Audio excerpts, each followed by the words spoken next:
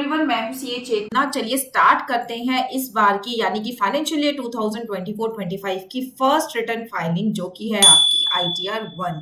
इस सेशन में आपको बताऊंगी कि अगर आप एक सैलरी टैक्स पेयर है तो किस तरीके से आपको अपनी रिटर्न को फाइल करना है। पूरा प्रोसेस ऑनलाइन है। ऑनलाइन हम फॉर्म कैसे फाइल करना है आपको इसके बारे में डिस्कस करेंगे। तो सबसे पहले इनकम टैक्स के पोर्टल पर अपना लॉगिन कर लीजिए। लॉगिन के लिए आपके पास होनी चाहिए आईडी एंड पासवर्ड। पासवर्ड अगर आप भूल गए हैं तो उसमें रीसेट का ऑप्शन होता है, वहां जाके उस पासवर्ड को रीसेट भी कर सकते हैं। लॉगिन करने के बाद आपको डैशबोर्ड पर ही ऑप्शन मिल जाएगा file your return for the year ended 31 मार्च 2025। आप इस पे क्लिक करिएगा फाइल नाउ पे जाने के बाद आपसे असेसमेंट ईयर पूछा जा रहा है। अब आप सिलेक्ट करेंगे ऑनलाइन। ऑनलाइन हम इसलिए सिलेक्ट कर रहे हैं क्योंकि मैं ऑनलाइन ही पोर्टल पे आपको रिटर्न फाइलिंग कराने वाली हूँ। ऑफलाइन अगर हम सिलेक्ट करते हैं तो उसमें क्या होता है कि आपको पहले एक सॉफ्टवेयर पे रिटर्न को बनाना होता है, वहां से आप जेएसएन को डाउनलोड करते हैं, फिर यहाँ पे अपलोड करते हैं। अगर आप जेएसएन के थ्रू अपना काम कर रहे हैं तो आपको ऑफलाइन पे क्लिक करना है। अगर आप इनकम टैक्स के पोर्टल पे ही अपनी रिटर्न को ड्राफ्ट कर रहे हैं तो आपको ऑनलाइन पे करना है। ऑनलाइन करिए, देन कंटिन्यू करने के बाद आपको स्टार्ट न्यू फाइलिंग पे क्लिक करना है। अगर आपने पहले कोई रिटर्न फाइलिंग स्टार्ट कर रखी है और आपके पास कोई डॉक्यूमेंट्स की कमी थी या फिर आप उसको बीच में आपको छोड़ना पड़ा तो वो आपकी पूरी यहाँ पर सेव हो जाती है, ऑटो सेव हो जाती है। तो आप उसी रिटर्न को जो है रिज्यूम कर सकते हैं, रिज्यूम फाइलिंग पे क्लिक कर सकते हैं। या फिर आपको लगता है कि आपको फ्रेश रिटर्न फाइल करनी स्टार्ट करनी है तो आप स्टार्ट न्यू फाइलिंग पर भी क्लिक कर सकते हैं। तो यहाँ पर हम क्लिक करेंगे start new filing. Start new filing पे जब आप जाएंगे तो आपसे पूछ रहे हैं कि आपकी रिटर्न जो है वो किससे रिलेटेड है, इंडिविजुअल, एचयूएफ या अदर। हमने क्लिक कर दिया है इंडिविजुअल पर, देन कंटिन्यू करने के बाद अब आपको करना है अपना आईटीआर फॉर्म सिलेक्ट। अभी तक हमारे दो आईटीआर फॉर्म लाइव हो चुके हैं, आईटीआर 1 एंड आईटीआर 4। अगर आप सैलरी टैक्स पेयर हैं तो आपको आईटीआर 1 को सिलेक्ट करना होता है। आईटीआर 1 पे मैंने सिलेक्ट कर लिया। अब यहाँ पे इन्होंने दोबारा से टीएनसी बताई है कि आईटीआर 1 कौन कौन फाइल कर सकता है। अगर आपकी इनकम 50 लाख रुपीज से कम है, आपका कैप गेन 1.25 लाख से कम है, जो कि अभी हमारी रिसेंट अमेंडमेंट आई थी, आपकी हाउस प्रॉपर्टी की इनकम सिर्फ एक प्रॉपर्टी से है तो आप आईटीआर 1 को सिलेक्ट कर सकते हैं। अब आपको यहाँ से करना है प्रोसीड विद आईटीआर 1। आईटीआर 1 को जैसे ही आपने प्रोसीड करा, इन्होंने डॉक्यूमेंट्स भी बता दिए कि क्या क्या आपके हाथ में होने चाहिए जब आप रिटर्न को फाइल कर रहे हैं। मैं इन डॉक्यूमेंट्स की तो बात नहीं करूंगी, लेकिन जब भी आप रिटर्न को फाइल करने बैठे आपके पास 3 डॉक्यूमेंट्स हमेशा होने चाहिए। एक तो आपका फॉर्म 16 जो आपके एम्प्लॉयर से आपको मिला है। मैंने भी यहाँ पे अपने तीनों डॉक्यूमेंट्स खोल के रखे हैं।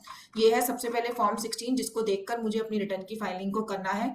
दूसरा है आपका 26AS को भी आप डाउनलोड करके रखिएगा सेम असेसमेंट ईयर के लिए।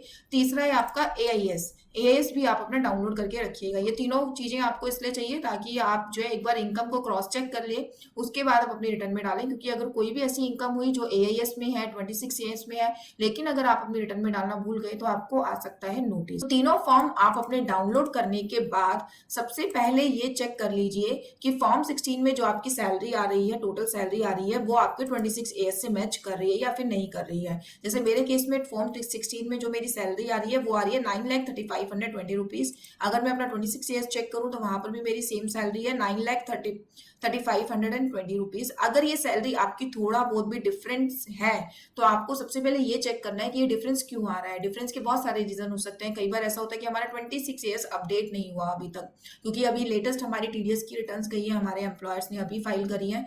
अभी अगर आप अपनी रिटर्न फाइल करने बैठेंगे तो 80% चांसेस हैं कि आपका जो 26AS है वो प्रॉपर्ली अपडेट ना हुआ हो। और मान लीजिए सैलरी के लिए अपडेट हो भी गया है तो और भी अगर किसी चीज पे आपका टीडीएस कट रहा है, इंटरेस्ट पर, इन्वेस्टमेंट पर, तो आप उनके भी टीडीएस एक बार चेक कर लीजिए कि वो सारे टीडीएस आपके 26AS में अपडेट हुए हैं या फिर नहीं हुए हैं। अगर अपडेट नहीं हुए हैं तो आप थोड़ा वेट कर लीजिए, रिटर्न को फाइल अभी मत करिएगा, क्योंकि जैसे ही अपडेट होंगे आपकी सारी इनकम्स के पैरामीटर्स चेंज हो जाएंगे तो आपको रिटर्न को रिवाइज करना पड़ेगा। तो इट्स बेटर कि आप थोड़ा वेट करके जब आपके सारे फॉर्म्स अपडेट हो जाए उसके बाद ही रिटर्न फाइलिंग को स्टार्ट करें। एआईएस में आपको क्या देखना है, एआईएस में जो आपका टैक्स कटा है वो भी आपका प्रॉपर आता है, सैलरी का प्रॉपर बाइफिकेशन इसमें दिया जाता है। आपको इंटरेस्ट कहाँ कहाँ से आ रहा है, कौन कौन से बैंक से आ रहा है, पूरा बाइफिकेशन इसमें दिया जाता है कि कितना सेविंग पर है, कितना आपकी एफडी पर है, कितना पोस्ट ऑफिस में, अगर आपने कोई इन्वेस्टमेंट करी है म्यूचुअल फंड्स में या फिर कोई कैश डिपॉजिट कराया है, वो सब आपकी इन्फॉर्मेशन भी एआईएस में दी जाती है। ऑल्दो ये इन्फॉर्मेशन हमारी रिटर्न में कहीं मेंशन नहीं की जाती, बट ये आपको पता होना जरूरी है कि डिपार्टमेंट के पास क्या इन्फॉर्मेशन अवेलेबल है जिससे कि आपको फ्यूचर में नोटिस आ सकते हैं, सो दैट आप अपनी रिटर्न को उसी तरीके से जो है फाइल करें। तो ये तीनों फॉर्म हमने अपने पास खोल के रखे हैं रिटर्न फाइलिंग के लिए। यहाँ से स्टार्ट हो जाती है आपकी return filing. Let's get started. Start करने के बाद अब आपसे ये पूछ रहा है सबसे पहला क्वेश्चन कि आप अपनी रिटर्न फाइल क्यों कर रहे हैं। रिटर्न फाइल करने के बहुत सारे रीजन होते हैं। अभी हम फर्स्ट रीजन पे यहाँ पे क्लिक करेंगे कि मिनिमम एग्जेम्पशन लिमिट यानी कि 3 लाख से ऊपर है मेरी इनकम, इसलिए मैं अपनी रिटर्न को फाइल कर रही हूँ। कंटिन्यू पे क्लिक कर देना है। कंटिन्यू पे जैसे ही आप क्लिक करेंगे आपको देखिए 5 टैब्स यहाँ पे नजर आ रहे हैं। एक एक करके आपको सारे टैब्स फिल करने हैं। जैसे जैसे आप टैब को कंप्लीट करेंगे वैसे वैसे आपकी रिटर्न फाइलिंग जो है कंप्लीट होती चली जाएगी। सबसे पहला टैब है आपकी पर्सनल इन्फॉर्मेशन का। पर्सनल इन्फॉर्मेशन के टैब में आपको सारी इन्फॉर्मेशन अपनी मिल जाएगी पहले से। आपका आधार नंबर, आपका मोबाइल नंबर, आपकी ईमेल आईडी, आपका नेम, आपका पैन नंबर, सब कुछ इसमें पहले से मेंशन किया जाता है। अगर आपको कोई चीज चेंज करनी है तो आप उसको एडिट भी कर सकते हैं। नेक्स्ट ये आपसे पूछ रहा है कि आपकी जो एम्प्लॉयमेंट है वो क्या है, क्योंकि आप सैलरी की रिटर्न को फाइल कर रहे हैं। तो ये आपसे पूछ रहा है कि आपकी जो रिटर्न है वो आप किसके अंडर एम्प्लॉई हैं, तो आप ये रिटर्न को फाइल कर रहे हैं। तो डिफरेंट डिफरेंट ऑप्शन है। आप सेंट्रल गवर्नमेंट के एम्प्लॉई हैं, स्टेट गवर्नमेंट के हैं, पीएसयू के हैं, आप पेंशनर हैं, अदर, या फिर आपको फैमिली पेंशन मिलती है। तो अगर आप एक प्राइवेट एम्प्लॉई हैं तो आप अदर पे क्लिक कर दीजिए। अगर आप गवर्नमेंट एम्प्लॉई हैं तो यहाँ से आप सिलेक्ट कर लीजिए कि आप कौन सी एम्प्लॉई की कैटेगरी में आते हैं। मेरे केस में मैं अदर पे क्लिक करूंगी। अब ये मेरे से पूछ रहा है कि आप रिटर्न कौन से सेक्शन में फाइल करना चाहते हैं। अगर आप अपनी ओरिजिनल रिटर्न फाइल कर रहे हैं, ड्यू डेट से पहले फाइल कर रहे हैं, तो फर्स्ट ऑप्शन आपके लिए फर्स्ट ऑप्शन आप पे आपको क्लिक करना है, that is 139(1) return filed on and before the due date. तो इस पे हमने क्लिक कर लिया। नेक्स्ट ये आपसे पूछ रहा है कि आप जो है कौन से टैक्स सिस्टम में अपनी रिटर्न को फाइल करेंगे। तो इस ऑप्शन को क्लिक करने में हमेशा से ही कंफ्यूजन रहती थी, मतलब पढ़ने के बाद उसकी क्लैरिफिकेशन निकालना कि हम कौन सी टैक्स रिजीम में रिटर्न को फाइल कर रहे हैं, यस या नो। इस चीज को क्लिक करने में ना हमेशा टैक्स पेयर से गलती हो जाती थी। इस बार के फॉर्म में एक चीज अच्छी देखने को मिल रही है कि माना इन्होंने लंबी लंबी लाइंस यहाँ पे मेंशन करी है, बट उसके नीचे इन्होंने क्रक्स में दे दिया है कि अगर आप ओल्ड टैक्स रिजीम में जाना चाहते हैं तो आप येस पे क्लिक करिए, न्यू टैक्स रिजीम में जाना चाहते हैं तो आप नो पे क्लिक करिए। जो आपका डिफॉल्ट टैक्स रिजीम है वो आपका न्यू टैक्स रिजीम सेलेक्ट होके आने वाला है, तो हमने नो पे क्लिक कर हुआ है। अगर आप ओल्ड पे जाएंगे तो आप येस कर दीजिएगा, तो ओल्ड पे चले जाएंगे आप। जैसे ही आप येस करेंगे तो क्योंकि ओल्ड टैक्स रिजीम में आपको सारी तरीके की डिडक्शंस अलाउ होती हैं, तो सारी डिडक्शंस के ऑप्शंस आपके लिए ओपन हो जाएंगे। आप वहां पे अपनी डिडक्शंस को क्लेम कर सकते हैं। आज हम न्यू टैक्स रिजीम के बारे में बात कर रहे हैं, तो आज हम जो है नो पे क्लिक करेंगे। उसके बाद आपको अपनी बैंक की डिटेल्स डालनी है। बैंक की डिटेल्स अभी तक जो आपकी चलती आ रही थी वो यहाँ पे दिखाई देगी आपको। उसमें से एक बैंक आपका कम से कम रिफंड के लिए होना चाहिए। अगर ड्यूरिंग द ईयर आपने और भी बैंक ओपन कराए हैं तो please must mention that banks also. कोई भी आपका बैंक ऐसा नहीं होना चाहिए जो आप रिटर्न में फाइल ना करें। रिटर्न में सारे बैंक आप अपने डिस्क्लोज करिएगा एक्सेप्ट डॉर्मेंट अकाउंट। यहाँ से अब आप कंफर्म कर दीजिए। कंफर्म करते ही आपकी सेकंड टैब एक्टिव हो जाएगी जहां पर आपको अपनी इनकम्स की डिटेल डालनी है। इनकम की डिटेल्स में सबसे पहले आपसे ये मांग रहा है income from salary, then income from house property, then आपकी बोरोड कैपिटल पे जो इंटरेस्ट आप क्लेम करेंगे यानी कि होम लोन पे जो आप इंटरेस्ट को क्लेम करने वाले हैं उसकी detail, income from other source, exempt income plus capital gain की इनकम जो इस बार से इनकम टैक्स की रिटर्न में इंट्रोड्यूस की गई है। सैलरी की अगर आप डिटेल देखेंगे तो आपको ऑटो फिटेड मिलेगी। यहाँ पे यही फायदा होता है ऑनलाइन रिटर्न को फाइल करने का। आपकी सारी इन्फॉर्मेशन जो कि 26AS AIS TAS में आ रही है वो सारी ऑटो फैच हो जाती है आपकी रिटर्न में। आपको जस्ट एक बार क्रॉस चेक करना है कि आपकी इनकम जो यहाँ पे ऑटोमेटिक फिल होके आ रही है वो सही है या नहीं है। जैसे सैलरी की केस में मेरी सैलरी ऑटोमेटिकली यहाँ पे आ रही है। मैं एक बार अपने फॉर्म 16 से चेक कर लूंगी कि मेरी सैलरी मैच कर रही है या नहीं कर रही, मुझे चेंज करनी है भी या नहीं करनी। जैसे मेरे फॉर्म 16 में मेरी सैलरी है 903520, यहाँ पे मेरी सैलरी जो है मैच कर रही है। अगर आपको कोई मॉडिफिकेशन करना है तो आप यहाँ से एडिट में जाइएगा और यहाँ से आप अपनी सैलरी के जो अदर पैरामीटर्स है उनको ऐड भी कर सकते हैं, अपने अमाउंट को भी चेंज कर सकते हैं। तो ये सारी डिटेल जो है यहाँ पे दी गई है। याद रखिएगा क्योंकि आपने न्यू टैक्स रिजीम में आप अपनी रिटर्न को फाइल कर रहे हैं तो स्टैंडर्ड डिडक्शन आप यहाँ पे 75,000 क्लेम करेंगे। ओल्ड टैक्स रिजीम वालों के लिए स्टैंडर्ड डिडक्शन है 50,000 रुपीज। तो यहाँ से अब मैं सेव कर देती हूँ, मेरी डिटेल्स बिल्कुल करेक्ट है मेरे लिए। इनकम फ्रॉम हाउस प्रॉपर्टी, अगर आपको कोई रेंटल इनकम आ रही है तो आप यहाँ पे उसकी डिटेल को मेंशन कर सकते हैं। उसके अलावा उसमें आप कितना म्युनिसिपल टैक्स पे कर रहे हैं और आपको 30% का जो एडवांटेज इसमें मिलता है वो यहाँ पे ऑटो कैलकुलेट होके आएगा आपके लिए। इंटरेस्ट, आपकी जो लोन है, लोन के अगेंस्ट अगर आप इंटरेस्ट की रिबेट को क्लेम कर रहे हैं जो कि 2 लाख रुपीज तक का आपको अलाउ होता है सेल्फ ऑक्यूपाइड प्रॉपर्टी के केस में, तो वो इन्फॉर्मेशन आपको यहाँ पे डालनी होती है। तो उसके लिए जब आप एडिट पे जाएंगे तो यहाँ पर ऑप्शन मिल जाएगा कि आपको यहाँ पे इंटरेस्ट अपना डालना है। बट ये इंटरेस्ट अभी तक तो आप यहाँ पे डाल पा रहे थे, बट यहाँ पर एक मॉडिफिकेशन डिपार्टमेंट ने कर दी है कि अब आपको जो आपका होम लोन चल रहा है उसकी पूरी डिटेल डिपार्टमेंट को देनी होती है। डिटेल डालने के बाद वहां से ये इन्फॉर्मेशन यहाँ पे ऑटो पॉपुलेट होने लगेगी। डिटेल आपको कहाँ डालनी है उसके लिए आपको बैक जाना है। यहाँ पे आपको इंटरेस्ट ऑन बोरोड कैपिटल का जस्ट इसके नीचे टैब मिलेगा, यहाँ पे आपको ऐड डिटेल में जाना है और यहाँ आपको मेंशन करना है कि आपने लोन कहाँ से लिया है, क्या बैंक का नाम है, लोन आपका जो है अकाउंट नंबर क्या है, डेट ऑफ सेंक्शन क्या था लोन का अमाउंट कितना था और लोन का आउटस्टैंडिंग क्या है। 31 मार्च 2025 में आपका क्या आउटस्टैंडिंग है वो भी यहाँ पे आपको मेंशन करना है और इंटरेस्ट कितना है। जैसे ही आप यहाँ पे इंटरेस्ट और अदर इन्फॉर्मेशन डाल के इसको सेव कर देंगे, आपकी जो ये इन्फॉर्मेशन है वो यहाँ पे ऑटो पॉपुलेट होने लगेगी, जो यहाँ पे इंटरेस्ट का सेक्शन है यहाँ पे, और आपको रिबेट जो है दे दी जाएगी। तो ये सेक्शन जो है अभी न्यूली इंसर्ट किया गया है। तो अब जब आप अपनी रिटर्न फाइल करेंगे तो एक डॉक्यूमेंट आपके पास और होना चाहिए आपका, वो है इंटरेस्ट सर्टिफिकेट। वहां से आपको सारी डिटेल्स अपनी मिल जाएंगी। इसके बाद टैब है आपका income from other source. Income from other source को अगर आप खोलेंगे तो जितनी भी इनकम आपकी 26 ईयर्स एएस टीएस में आ रही है वो 99% सारी इनकम आपको यहाँ पे मिल जाएगी। अगर आपको चाहिए कि आप और इनकम इसमें ऐड करें तो ऐड अनदर का ऑप्शन यहाँ पे दिया गया है। आप इन इनकम्स में मॉडिफिकेशन भी कर सकते हैं, अमाउंट कम या ज्यादा करना चाहें तो उसके लिए आपको इस पे क्लिक करना है। जैसे ही आप उस बॉक्स पे क्लिक करेंगे एडिट का ऑप्शन आपके लिए एक्टिव हो जाएगा, आप वहां जाके उसको जो है चेंजेस कर सकते हैं। नेक्स्ट ऑप्शन है आपका एग्जाम्प्ट इनकम का। एग्जाम्प्ट इनकम में अगर आपको ये एग्जाम्प्ट इनकम ऑटो आ रही है 26 ईयर्स एएसटीएस में तो वहां से ऑटो कैच कर लेगा। अगर नहीं आ रही है तो यहाँ से आप ऐड डिटेल में जाके अपनी इनकम को ऐड कर सकते हैं। अगर आप रिटायर हुए हैं तो रिटायरमेंट की भी सारे सेक्शन इसमें मेंशन है जिसमें आपको एग्जाम्पशंस मिलती हैं, या फिर अगर आपकी एग्रीकल्चर इनकम है तो इस तरीके की कोई भी इनकम अगर एग्जाम नेचर की है आप यहाँ से ऐड कर सकते हैं। यहाँ पे आपको अमाउंट डालना है और सेव कर देना है। ये वाला टैब भी हमारा कंप्लीट हो गया। नेक्स्ट टैब है आपका लॉन्ग टर्म कैपिटल गेन से रिलेटेड। ये इन्फॉर्मेशन अभी तक आईटीआर 1 में नहीं थी। अगर आपका कोई कैपिटल गेन होता था आपको आईटीआर 2 फाइल करनी होती थी,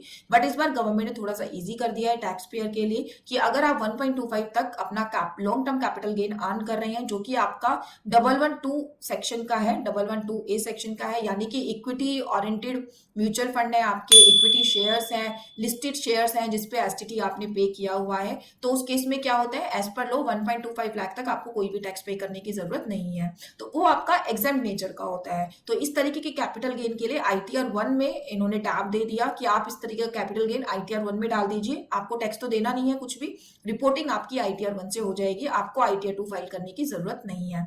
इसके लिए आपको कैसे डिटेल डालनी है, आपको अपना सेल कंसिडरेशन मेंशन करना है, कॉस्ट ऑफ एक्विजिशन मेंशन करना है और आपका जो लॉन्ग टर्म कैपिटल गेन है वो यहाँ पे ऑटो कैलकुलेट होके आ जाएगा।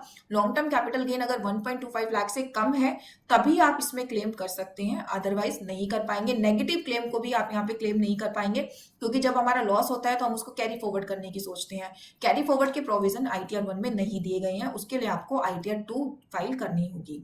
तो ये सब इन्फॉर्मेशन डालने के बाद आप यहाँ से कर दीजिए कंफर्म। कंफर्म करते ही अब आपकी 2 टैब्स फिल हो चुकी हैं। थर्ड टैब है हमारी डिडक्शन से रिलेटेड कि आपको कौन कौन सी डिडक्शन जो है क्लेम करने वाले हैं आप। क्योंकि मैंने न्यू टैक्स रिजीम अपना सिलेक्ट किया था तो यहाँ पे बहुत ही लिमिटेड डिडक्शन मेरे लिए आई है। अगर आप ओल्ड में जाते तो ये टैब आपके लिए बहुत लेंथी मिलता आपको, और ओल्ड टैक्स रिजीम वालों के लिए बहुत सारे चेंजेस आए हैं डिडक्शन से रिलेटेड। ऑलरेडी एक वीडियो उसके ऊपर बना दिया गया है, आप उस वीडियो को चेक कर सकते हैं डिटेल्ड इन्फॉर्मेशन के लिए। न्यू टैक्स रिजीम में मैं एनपीएस का कॉन्ट्रीब्यूशन का रिबेट क्लेम कर सकती हूँ। अगर एम्प्लॉयर का कॉन्ट्रीब्यूशन है तो दैट इज 80 CCD2। तो यहाँ पर हमें वो अमाउंट डाल देना है अगर इस तरीके का कोई आपका रिबेट है तो। अगर आपने अग्निपथ स्कीम में कंट्रीब्यूट किया हुआ है तो आप यहाँ पे इन्फॉर्मेशन डाल सकते हैं अपनी। इसके अलावा कोई ऐसी रिडक्शन है जो न्यू टैक्स रिजीम में अलाउ है, जैसे कि फैमिली पेंशन में आप 25,000 रुपीज की रिडक्शन को अलाउ करवा सकते हैं। तो अब यहाँ पे आपको कंफर्म कर देना है अपनी रिडक्शन डालने के बाद। नेक्स्ट टैब है आपका टैक्स पेड से रिलेटेड। यहाँ पर अगर आपने सेल्फ असेसमेंट टैक्स पे करा है, एडवांस टैक्स पे करा है, टीडीएस डिडक्ट करा है, चाहे वो सैलरी है या फिर अदर देन सैलरी है, वो सारी इन्फॉर्मेशन यहाँ पे डाली जाएगी। सैलरी की डिटेल 99% आपको ऑटो फिल मिलेगी यहाँ पे, क्योंकि 26 एज से डाटा आपका ऑटो फैच हो जाता है। एनी अदर सोर्सेज से जो टीडीएस है वो भी आपको सब कुछ अपने आप फिल मिलेगा। अगर आपने कोई सेल्फ असेसमेंट टैक्स रिटर्न पूरी फाइल करने के बाद अगर आपको लगता है आपको कोई टैक्स बन रहा है वो आपको पे कराना है, और उस टैक्स की इन्फॉर्मेशन यहाँ पर इस टैब में जरूर डालनी है, उसका बीएसआर कोड, चालान की डेट, चालान नंबर और अमाउंट पेड। अदरवाइज आपकी रिटर्न जो है डिमांड आएगी रिटर्न जैसी प्रोसेस होगी, ऑल्दो आपने टैक्स पे करा रखा था फिर भी, क्योंकि आपने यहाँ पे चालान की डिटेल्स नहीं डाली है। तो ये सब डिटेल आपको यहाँ पे डालनी है। चेक कर लेना है जो ऑटो फिटेड डिटेल आ रही है वो ठीक है या नहीं है। अगर आपको लगता है एवरीथिंग इज ओके तो यहाँ से आप कर दीजिए कंफर्म। कंफर्म करने के बाद आपका लास्ट स्टेप बचता है वो है आपकी लाइबिलिटी से रिलेटेड। इसमें आपको बताया जाएगा कि आपकी इनकम पर कितना टैक्स आपको जो है पे करना होगा।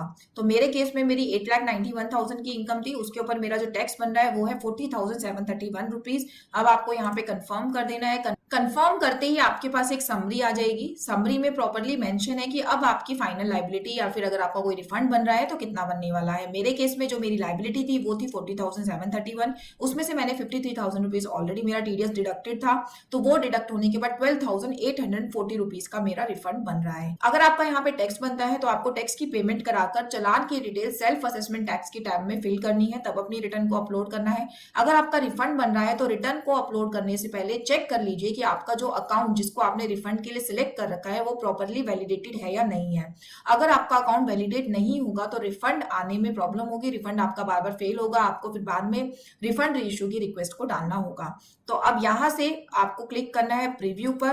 प्रीव्यू पे जब आप क्लिक करेंगे, प्रीव्यू पे क्लिक करने के बाद डिक्लेरेशन का फॉर्म आएगा, वो आपको फाइल करना है, then proceed to validation. Validation पे जब आप आएंगे तो अगर आपकी रिटर्न में कोई छोटे मोटे एरर्स हैं तो यहाँ पे पूरी एरर की लिस्ट आपको दिखाई दे जाएगी। जैसे मेरे केस में है, एरर्स को ठीक करने के लिए आपको दोबारा से अपनी रिटर्न पे विजिट करना है और सारी ये एरर रिमूव करने के बाद फिर उसके बाद आप जब सबमिट रिटर्न पे जाएंगे दोबारा से आपका वैलिडेशन होगा। जब होगा कि एरर अब आपके पूरी तरीके से हट चुकी है तो आपको रिटर्न अपलोड करने का ऑप्शन दिखाएगा। आपका जो है वेरिफिकेशन ये मांगेगा, रिटर्न का वेरिफिकेशन जो ई वेरीफाई हमें करनी होती है वो ये आपसे मांगेगा। आपको अपना ओटीपी डालना है, आधार कार्ड पे जो आपका नंबर है वो लिंक अगर है तो वहां पर आपका ओटीपी आएगा, आपको ओटीपी डालना है और आपकी रिटर्न जो है वेरीफाई हो जाएगी, रिटर्न आपकी सक्सेसफुली अपलोड हो जाएगी।